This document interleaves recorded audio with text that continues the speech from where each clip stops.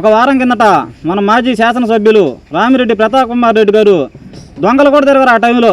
వాస్తవానికి దొంగలు కూడా ఆ టైంలో తిరగరు. అదొక దొంగ మాదిరిగా వచ్చి అక్కడ ఏదో దోచుకెళ్తున్నారని చెప్పేసి, ఎందుకంటే ఇంతకుముందు మీరు చేసిందంత దొంగ పని కాబట్టి, మీకు ఆ దొంగ బుద్ధి ఉంది కాబట్టి మీరు ఆ టైంలో వచ్చారు. మీరు మంచి మనసు ఉన్న వాళ్ళైతే మీరు ఆ టైంలో రారు. ఎందుకంటే గత 5 ఏళ్ళ ప్రభుత్వంలో మీరు చేసిందంతా ఆ దొంగ వ్యాపారులు, మట్టి మాఫియా, గ్రావెల్ మాఫియా అన్నీ మీరు చేశారు. గ్రామంలో ప్రతి ఒక్క నాయకుని ప్రోత్సహించి రౌడీజం చేయించి మీరు మట్టి ఎత్తించారు. గ్రావెల్లో పర్సంటేజ్ తీసుకున్నారు, మట్టిలో పర్సంటేజ్ తీసుకున్నారు. అలాగే ఈరోజు మా ఎమ్మెల్యే గారు దగ్గుమటి వెంకటకృష్ణారెడ్డి గారు ఎవరి దగ్గర పర్సంటేజ్ తీసుకున్నట్టు మీరు నిరూపిస్తే మీకు మేము సవాలు విసురుతున్నాం.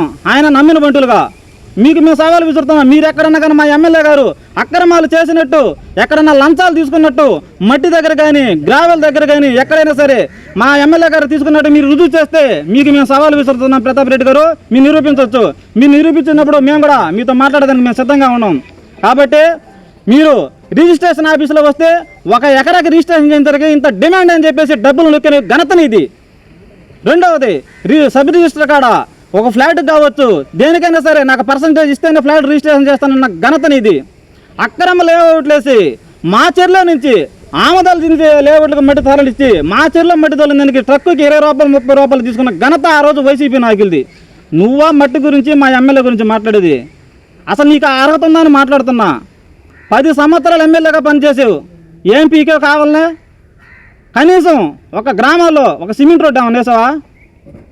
ఎక్కడైనా అభివృద్ధి పనులు చేసావా? నువ్వా మా ఎమ్మెల్యే గురించి మాట్లాడేది? మా ఎమ్మెల్యే నికార్సైన మగాడు, అది మేము గర్వంగా చెప్పగలం. ఎందుకు చెప్పగలం అంటే ఆ రోజు 2024 ఎలక్షన్లో గ్రామంలో రౌడీజం పెట్టి ఒక 10-15 మందిని పెట్టి మా ఎమ్మెల్యే గెలుస్తాడని చెప్పేసి నువ్వు రౌడీజం చేయాలని చూసావు. కానీ మా ఎమ్మెల్యే సింగిల్గా వచ్చాడు. ఎందుకని? కావలి నియోజకవర్గ ప్రజలు నన్ను ఆదరిస్తారనే నమ్మకం మా ఎమ్మెల్యే గారికి ఉంది. పైన చంద్రబాబు గారి నాయకత్వం వస్తుంది, లోకేష్ బాబు గారి పరిపాలన వస్తుంది, వీళ్ళిద్దరి సమక్షంలో కావలి సుభిక్షంగా ఉంటుందని చెప్పేసి మా ఎమ్మెల్యే గారు ఆ రోజు భావించారు. కనుకే ఈరోజు 30,923 ఓట్లతో మెజార్టీతో గెలిచాడు. ఇంతవరకు ఏ ఎమ్మెల్యే కూడా అంత మెజార్టీతో గెలవాలా. మొన్న నువ్వు చెప్పావు ఈసారి నేను 60 ఏళ్ళతో గెలుస్తానని. 60 ఏళ్ళతో గెలవు నువ్వు. మళ్ళీ నువ్వు ఎమ్మెల్యేగా సీట్ ఇస్తే జగన్మోహన్ రెడ్డి గారు 60 ఏళ్ళతో నువ్వు ఓడిపోతావు. ఇది ఫిక్స్డ్. ఇది అండర్లైన్ చేసి పెట్టుకో ప్రతాప్ రెడ్డి గారు. నువ్వు మా ఎమ్మెల్యే గురించి మాట్లాడే స్థాయి నీకు అసలు లేదు. మా ఎమ్మెల్యే గారు ఈ రోజున మాది చిన్న పంచాయతీ, మైనర్ పంచాయతీ, చిన్నది. ఈరోజు సీసీ రోడ్లు కానీ, పంచాయతీ బిల్డింగ్ కానీ, మొన్న అసలు రైతు గురించి అసెంబ్లీలో ఎప్పుడన్నా నువ్వు నోరు విప్పి మాట్లాడుంటావు? నువ్వు 10 సంవత్సరాల్లో నోరు విప్పి అసెంబ్లీలో రైతుల గురించి ఏ రోజన్నా మాట్లాడావా? అదే మా ఎమ్మెల్యే గారు రైతుకి గిట్టుబాటు ధర కావాలని చెప్పేసి ఈరోజు 2 సంవత్సరాలు కూడా అసెంబ్లీలో ప్రతి ఒక్క మీటింగ్లో కూడా చంద్రబాబు నాయుడుకి ఇన్ఫర్మేషన్ ఇస్తూ రైతుల గురించే మాట్లాడుతున్నారు. కావలి ప్రజలు ఎక్కడ కూడా తగ్గకూడదని చెప్పేసి, అందరూ బాగుండాలని చెప్పేసి ఈరోజు పుట్టి 27,000, 28,000, 30,000 కూడా అమ్ముతున్నాయి. రైతులు ఎంత ఆనందంగా ఉన్నారు. నువ్వు మా ఎమ్మెల్యే గురించి మాట్లాడుతావు. నీ ఇంటి ముందు రోడ్డు నువ్వు వేసుకోలేకపోయావు ఆ రోజు. నీ ఇంటి ముందు రోడ్డు నువ్వు వేసుకోలేకపోయావు ఆ రోజు. మా ఎమ్మెల్యే వేసాడు మొగ్గోడుగా ముసునూరు రోడ్డు వేసి చూపించాడు. తుమ్మలపేంట రోడ్డు వచ్చిన కాంట్రాక్టర్ దగ్గర లంచం అడిగావు నువ్వు. ఆ లంచం నాకేం గిట్టుబాటు అవుతుంది స్వామి, నీకు లంచం ఇస్తానని చెప్పి వెనక్కి తిరిగి వెళ్ళాడు ఆయన కాంట్రాక్టర్. అదే కాంట్రాక్టర్ని పిలిపించి మా ఎమ్మెల్యే గారు రూపాయి లేకుండా ఈరోజు 100 రోజులు పూర్తి గెలిచిన తర్వాత 100 రోజులకి తుమ్మలపేంట రోడ్డు వేపిస్తానొచ్చి మొగోడు తీరుగా 100 రోజుల్లో తుమ్మలపేంట రోడ్డు వేపించి పాదయాత్ర చేసిన ఘనత మా ఎమ్మెల్యేది. నువ్వా మా ఎమ్మెల్యే గురించి విమర్శించి మాట్లాడేది? అసలు నీకు ఆ స్థాయి ఉందని మాట్లాడుతున్నా. నువ్వు ఏముందని మాట్లాడుతున్నావు? మా ఎమ్మెల్యే ఎక్కడైనా సరే నిందా కూడా చెప్పా, లంచాలు తీసుకున్నట్టుగా నువ్వు నిరూపిస్తే మేము దేనికైనా సిద్ధం. నువ్వు మా ఎమ్మెల్యే గురించి అంతా మాట్లాడే స్థాయి నీది కాదు. అసలు ఆ అర్హత నీకు లేదు.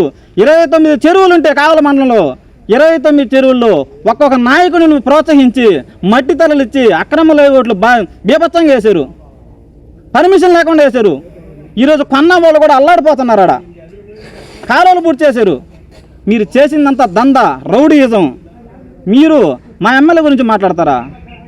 మేము ఏ రోజు కూడా ప్రెస్ మీట్ పెట్టి చేయలే. ఎందుకంటే మా ఎమ్మెల్యే గారు మాకు ఒకటే నేర్పించాడు. పైన చంద్రబాబు కానీ లోకేష్ కానీ ఒకటే నేర్పించాడు. మనమందరం పార్టీ పరంగా మనకు ఎవరో అయితే వద్దు, మనమందరం మనకందరూ జనాలు మనకు బాగుండేది కావాలా, అందరూ సంతోషంగా ఉండాలా అని చెప్పి మా చంద్రబాబు నాయుడు గారు మాకు ఆదేశాలు ఇస్తుంటే మా లోకేష్ బాబు గారు ఒక పక్క అదే వాళ్ళిద్దరు ఆదేశానుసారం మా ఎమ్మెల్యే గారు అదే బాట నడుస్తున్నాడు. మేము ఏదైనా ఒక మాట చెప్పినా సరే నేను చేస్తానంటే చేస్తానంటాడు, చేయనంటే చేయనని చెప్పేస్తాడు. అంతేగాని నీలాగా నానేసి దానికి చివరి దాకా తీసుకెళ్ళడు. ఉన్నత నిర్మోహమాటంగా మొహం మీద చెప్పే ఘనత మా ఎమ్మెల్యే గారికి ఒక్కరికే ఉంది. ఈరోజు కావల అభివృద్ధి పనులు చూస్తే కావల్లో మున్సిపాలిటీలో కానీ పల్లెటూరులో కానీ ఎక్కడ చూసినా కూడా అభివృద్ధి పనులు జనాలు కోలాహలంగా ఉన్నారు. ఎందుకంటే పనులు చేస్తున్నారు కాబట్టి మళ్ళీ కూడా మా ఎమ్మెల్యే మా కృష్ణారెడ్డి రావాలని చెప్పేసి ప్రజలు కోరుకుంటున్నారు. అట్లా నిన్ను అనలేదే, ఎవరన్నా ఒకరు అన్నట్టు చూపి. కాబట్టి ఎప్పుడన్నా మాట్లాడేటప్పుడు తెలుసుకొని మాట్లాడే. ఇప్పుడు మీరు చేసిన పనులు కనపడుతున్నాయి జనాలకి, మేము చేసిన పనులు కనపడుతున్నాయి. కాబట్టి జనాలకు మేము ప్రత్యేకంగా కనపడ్డాయి కాబట్టి మిమ్మల్ని 11 సీట్లు దిగదార్చారు, మమ్మల్ని 164 సీట్లు లేపారు. ఎందుకంటే రామరాజ్యం చంద్రబాబు నాయుడు గారితో ఆంధ్రప్రదేశ్ అంతా రామరాజ్యంగా ఉంటుందని చెప్పి చంద్రబాబు నాయుడు ముఖ్యమంత్రి అయితే జనాలు భావించారు. కనుక 2024లో అమెరికా నుంచి ఎక్కడెక్కడ విదేశాల నుంచి జాబులు చేసుకున్న వాళ్ళు కూడా వచ్చి మా ఓటుని మేము ఖచ్చితంగా టీడీపీకే వేయాలని చెప్పేసి వచ్చి ఓటు వేసిన ఘనత ఏ రోజున చరిత్రలో మీకుంది అసలు? కాబట్టి మీది గొడ్డల పార్టీ, మాది తెలుగుదేశం పార్టీ. తెలుగుదేశం అంటే ఆ రోజు నందమూరి తారక రామారావు గారు పెట్టిన కాడ నుంచి కూడా ఈరోజు ఆయన ఏదైతే ఆశయాలు ఆదేశాలు చెప్పాడో అదే బాటలో చంద్రబాబు గారు నడుస్తున్నారు, లోకేష్ బాబు నడుస్తున్నారు. కింద ఎమ్మెల్యేలతో కనీసం జగన్మోహన్ రెడ్డి గారు నువ్వు చేసిన 5 సంవత్సరాల్లో కింద ఎమ్మెల్యే 151 సీట్లు వచ్చినాయి నీకు, కాదనట్లా. వచ్చిన 150 సీట్లు ఏ రోజున ఎమ్మెల్యేలతో మీటింగ్ పెట్టుంటాడా చెప్పమనండి? ఏ రోజైనా జగన్మోహన్ రెడ్డి గారు 151 మందితో ఎమ్మెల్యే మీటింగ్లు పెట్టి మీ నియోజకవర్గంలో ఏం జరుగుతుందని అడుగుంటాడా? కానీ మా చంద్రబాబు గారు ఏం చేస్తున్నారు? ప్రతి ఎమ్మెల్యేతో మాట్లాడి మీ నియోజకవర్గంలో ఏమేమి ప్రాబ్లం ఉండే తెలుసుకొని ఆ ప్రాబ్లాలన్నీ సాల్వ్ చేసేదానికి ముందడుగు వేస్తున్నాడు. అది మా తెలుగుదేశం పార్టీ అంటే. నువ్వా మా పార్టీని మా ఎమ్మెల్యేని విమర్శించేది? కాబట్టి ఇంకో రెండోసారి ఇట్లాంటి జరగకుండా చూసుకోవాలి. ఆ రోజు మీరు వచ్చిన టైంలో దొంగలు కూడా తిరగరు, మళ్ళీ కూడా చెప్తున్నాను నేను, దొంగలు తిరగని టైంలో మీరు వచ్చి చూశారు. మేము ఎప్పుడు అక్రమాలు మట్టి తోలలేదు. మా చెరువులో గుంటలు పెట్టింది మీ ప్రభుత్వం. మీరు వచ్చిన 5 సంవత్సరాల్లో మా చెరువు సర్వనాశనం అయిపోయింది. అక్కడ పెట్టిన గుంటలన్నీ మీయే. ఈరోజు మేము పెట్టిన గుంట అక్కడ చూపించండి చెరువులో, మేము ఒప్పుకుంటాం దానికి.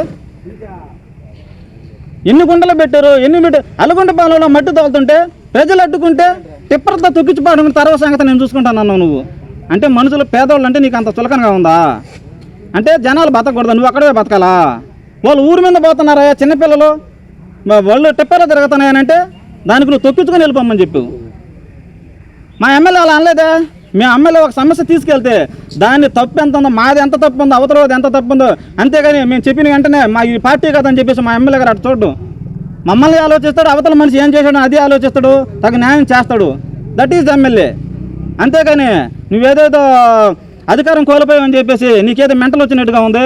ప్రస్తుతానికి నువ్వు బెంగళూరులో ఉండు, ఎందుకంటే నీకు ఇక్కడ రాజకీయాలు నీకు అర్థం కావట్లేదు. కాబట్టి మా ఎమ్మెల్యే గారు బ్రహ్మాండంగా కావలి నియోజకవర్గాన్ని అభివృద్ధి చేస్తూ ఉన్నారు. నువ్వు ఇట్లాంటి తప్పుడు ప్రచారాలు చేయొద్దని ఇంకోసారి చెబుతూ నాకు ఈ అవకాశం ఇచ్చినటువంటి మీడియా మిత్రులకు అలాగే గ్రామ పెద్దలకి నమస్కారం.